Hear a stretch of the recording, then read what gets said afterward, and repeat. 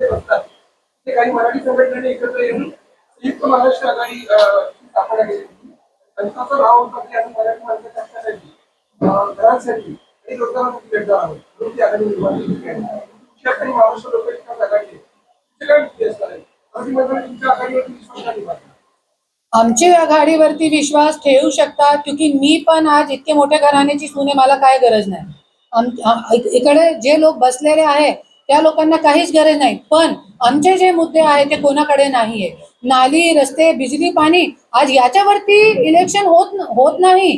त्याच्यासाठी आम्हाला इलेक्शन आघाडी काढावं लागते, पक्ष काढावं लागते, क्योंकि आम्ही जे पक्ष काढणार असं काही सोपी गोष्ट नसते.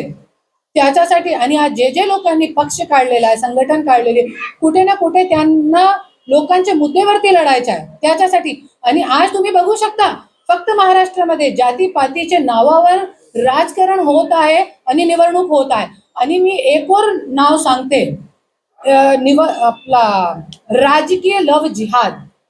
राजकीय लव जिहाद मी नाव देणार आहे, क्योंकि आज तुम्ही बघू शकता जिथे जिथे जोनचा आरक्षण आहे त्या अनुषंगाने लोक लग्न लावत आहे आणि तिथे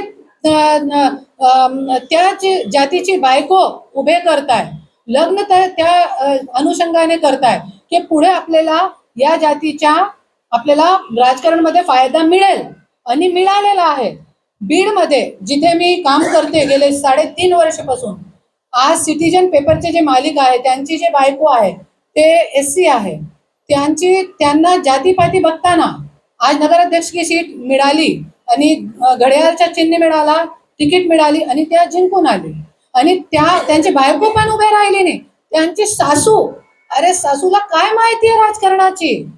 आणि असे लोकांना जरी लोक निवडून देत आहे फक्त चिन्हावर, तो आपल्या महाराष्ट्रासाठी खूप घाणेरडी गोष्ट आहे.